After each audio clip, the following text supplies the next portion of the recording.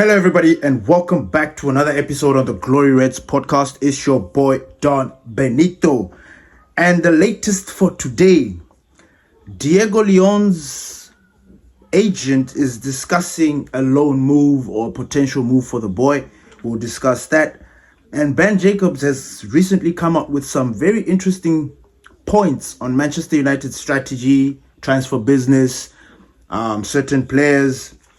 There's a story about Brian Mbeumo being the captain of Cameroon during this latest African Cup of Nations coming. We'll talk about that. Conor Gallagher. Manchester United see him as a try before you buy option for this January transfer window. Only if Atletico Madrid are willing to do an option, like a loan with an option to buy. And then last but not least, I want to talk about Scholes, Paul Scholes, the legend of the club. Man, that man could do no wrong, but sometimes his mouth can be lethal. And I think it is the reason why a lot of these players have been complaining. I was slamming them, saying that, look, how can they be complaining about what the ex-players say? But I recently saw an interview with Paul Scholes and Nicky Butt. Like, I love these guys. These guys are legends. But some of the things they say are out of pocket. And I don't know what you guys think, but let's discuss that. And without further ado, ladies and gentlemen, let's get into it. I am going to start with this Paul Scholes situation because I feel like I need to attack it head on. Paul Scholes is slamming Amorim, which rightfully is Pastor D. D said it right. He's like, Amorim is not exempt from criticism. And rightfully so. I truly believe that. But I think there's criticism within the bounds. And what Paul Scholes is saying with Nicky Butt is completely out of pocket. Because one of the things that he criticized Amorim is the fact that he plays the three at the back. Can we go back to the moment who brought Amorim in? That's the first question. Why isn't Paul Scholes slamming the people that brought Ruben Amorim in? Manchester United is a club that's over 100 years old with rich history. Rich history. We have been playing with 4 defenders since the beginning of time. And the only time we changed that was for Ruben Amorim. Now, why? Why did we decide to go in a different direction? Something that is completely different from what the club is used to. We complained about this. We said this is not part of the DNA of the club. We said, how are we going to bring the academy? Because academy and the senior team are linked. Are linked. So why is it that the first team is playing the 3-4-3 and then the academy is not playing that? Now, we've been talking about this until the cows are now home. And we've been talking about this topic. But the way Scholes is putting it, it's like it's completely Ruben Amorim's fault. I mean, at this point, everybody knows that Ruben Amorim is not going to change. He sees football the way he sees it. Why don't people accept that? Why don't people accept that? Ruben Amorim is playing his first full season this season. And guess what number we are? We are 6th. Chilling. The only teams that have scored more goals, in fact, the only team that has scored more goals than Manchester United this season is Man City.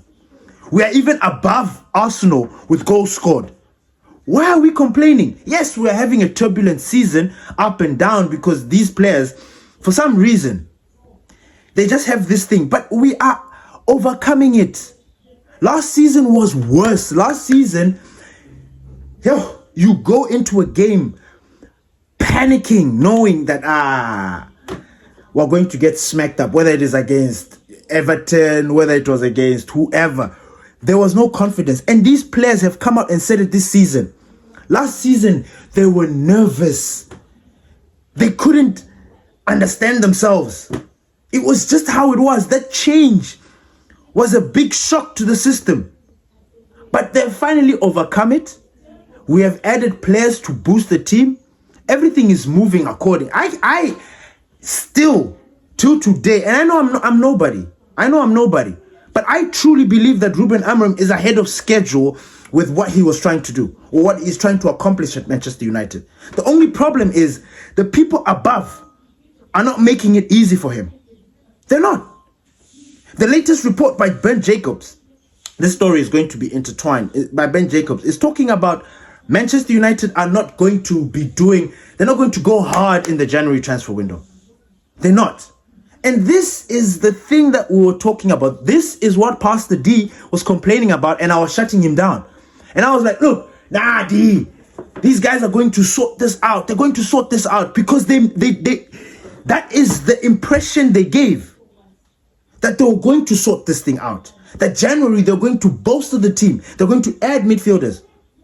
But now the story is actually bigger than that. Manchester United last season didn't qualify for Europe. Thus has taken a huge financial hit. Broadcasting revenue has dropped. Commercial revenue has dropped. Whatever the latest numbers have come out. They've dropped, but they've improved. I don't know if that makes any sense. I do not want to go too much into that financial part of it because I'm not a money guy. But according to what Ben Jacobs said, Manchester United are not going to push this January. Like, they're not going to go hard. If there's a deal to be done that is within the budget, they might do it. They might do it.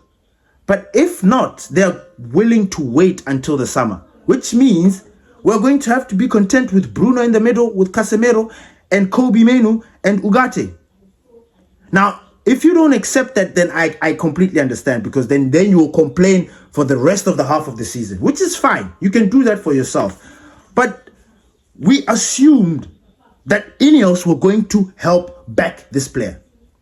Back to Paul Scholes. When Ineos brought Ruben Amorim in, what was the first thing we thought? We're like, look, we know what Ruben Amorim is all about. We know his system, Sporting Lisbon, even when he was at Paisha, whatever, that team, whatever. We know his system, 3-4-3. He is not going to change for anybody. He has said it. That's the way he sees football. And I think he's entitled to that as a manager. This thing of people trying to dictate what a manager does, then you might as well get the job. Hi, you go and do the job. You as a civilian who knows better, because you're just reading stories and playing FIFA, you think you know football. I'm sick and tired of fans always going in on the manager because of his system and look, you don't know football. This guy spent his life getting badges so that he can create his own kind of football. Why are people on his dick? Why? Why can't we just let Ruben Amorim do? Look, I've always said this, and I think you guys can agree with what I'm about to say.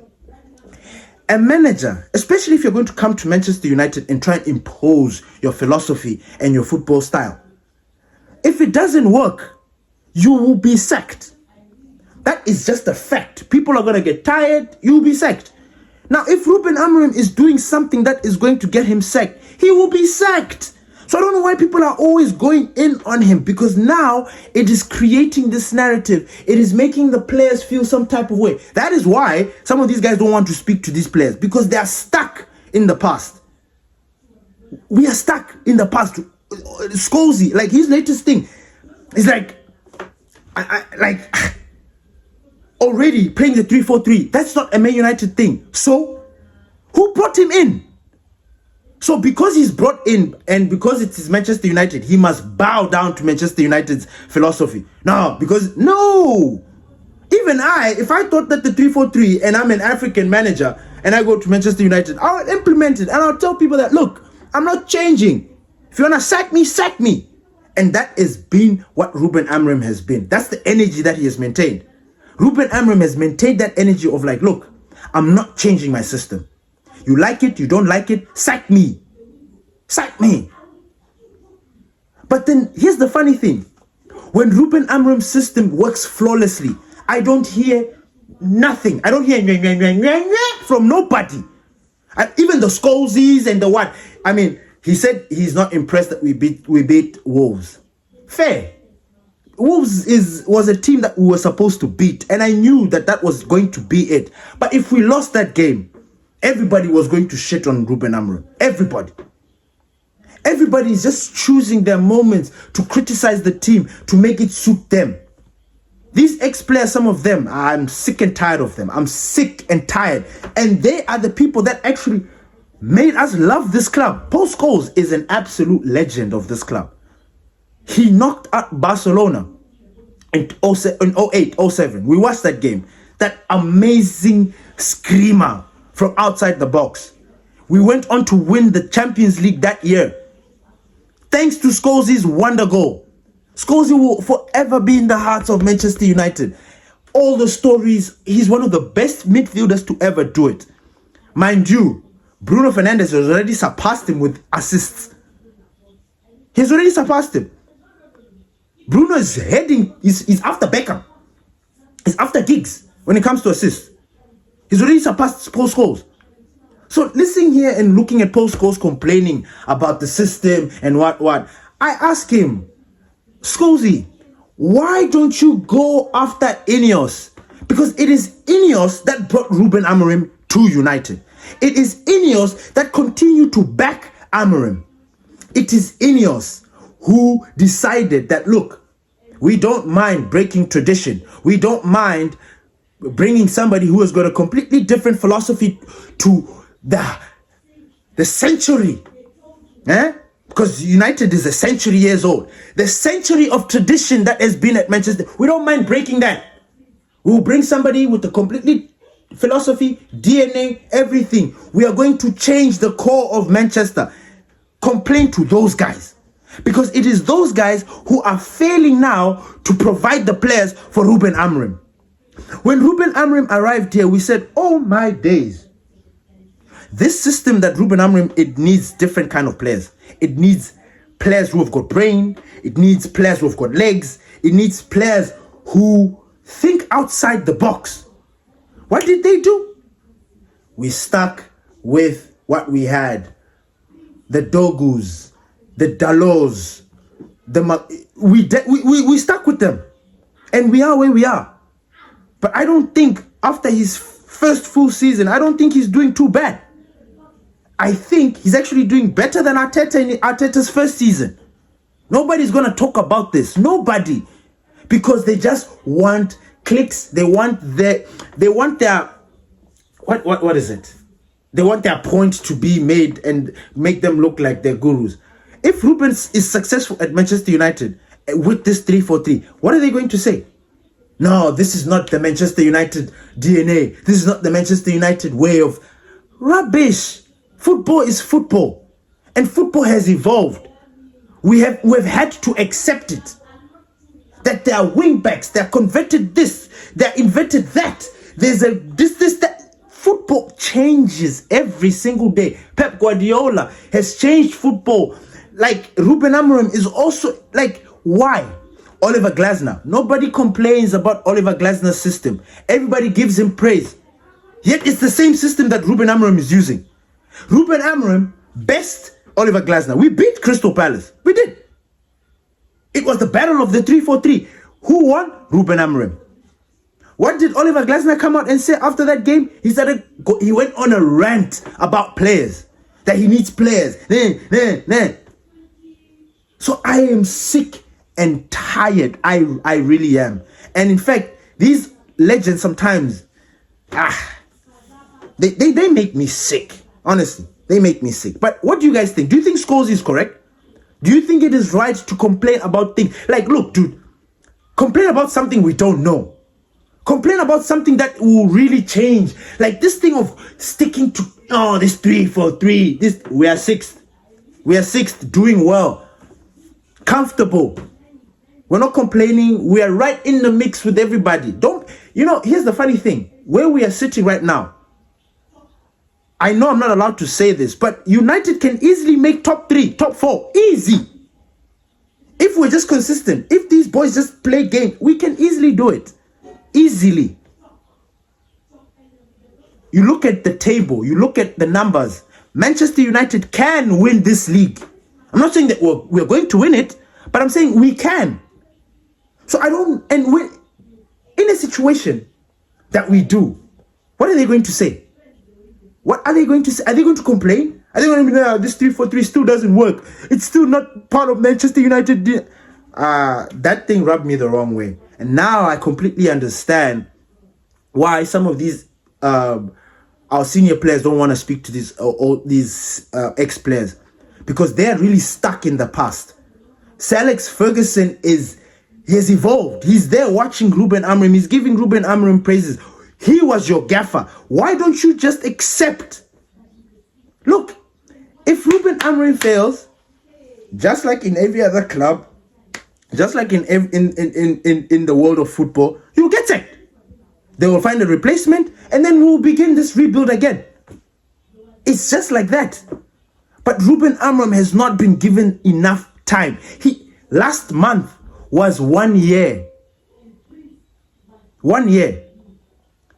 Ten Hag at 2.5 years. Ole has almost 3. Jose at almost 3. We are dropping. Every manager is getting less and less time to prove himself, to implement his philosophy. This thing with Scholes, man, I don't know why it rubbed me the wrong way. Anyway, moving on. Conor Gallagher. Manchester United are looking to bring in Conor Gallagher. However, they see Conor Gallagher as a try before you buy. I personally think that is a mistake, because Conor Gallagher is a Premier League proven player. We've seen it. We watched him at Crystal Palace. We watched him hold his own at Crystal Palace and then earn his place at Chelsea. And then for some reason, because of Chelsea's spending and what, they decided to let him go. And now he's at Atletico Madrid. Now, the position and the characteristic of Conor Gallagher, he's exactly what we need at Manchester United. An all-action midfielder, box-to-box commander. You know, somebody who's got the lungs, the chest, who can quickly get into spaces when there's a counter-attack. Somebody who is tight and always on beast mode, which is what they're trying to do with Kobbie Mainoo. And in fact, I read somewhere that that is exactly what they're doing. Kobbie Mainoo is being a model professional. Sorry for just changing, but he's being a model professional, and they're training him into that. But Conor Gallagher is already tick, tick, tick. If the price is right, bring him in. Bring him in this January, and then in the summer, we bolster with the Elliot Anderson or Adam Wharton or the Carlos Baliba or Angelo Stella. You see all those names. We are mentioning all those names. Manchester United is on the verge of missing out on those targets because of their financial situation. So, Conor Gallagher for me is like, look, the guy is not getting as much game time as he should be getting at Atletico Madrid. Bring him in. Bring him in. And if so, even if you think that he's tried before you buy, let's bring him in. Let's bring him in. He's definitely going to be somebody that you guys are going to be like, you know what? We're going to buy him. We are going to buy him, because I think Conor Gallagher is going to deliver. Because he's not hungry for assists. He's not hungry for goals, but he can provide goals. He can provide assists. He can provide that safety net that we need in that midfield. Conor Gallagher and Casemiro. Ooh. Conor Gallagher and Mainoo. Ooh. Conor Gallagher and Bruno. Oh, it works. It works. He's an all-purpose midfielder. All action. All action. Attacking, central, defensive. He is it. It's all about preference. It really is about preference. So, yeah. And then there's a story that came out that our Cameroon international Brian Mbeumo is going to be the captain of Cameroon in the next African Cup of Nations. Now, we are about to play Bournemouth. The gaffer told us that we need to pay attention. We still have not gotten any reports about Ahmad and Mbeumo, what the situation is, because they should be traveling soon for the African to their respective nations. so that they can go and represent in the African Cup of Nations.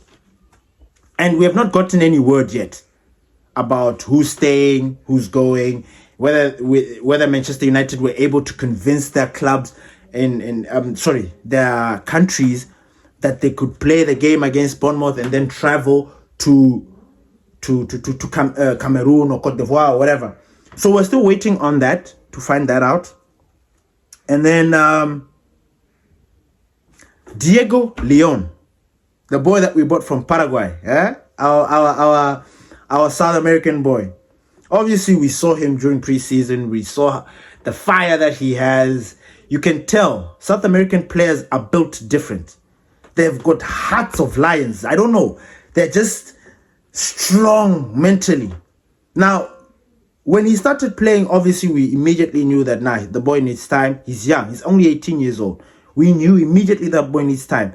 So right now, his agent, Renato Bitar, is discussing a potential loan move for the boy. But also, he's also discussing, look, just leave him in the under-21s. Because right now, he's playing there. He's getting the minutes that he needs. And I think so too.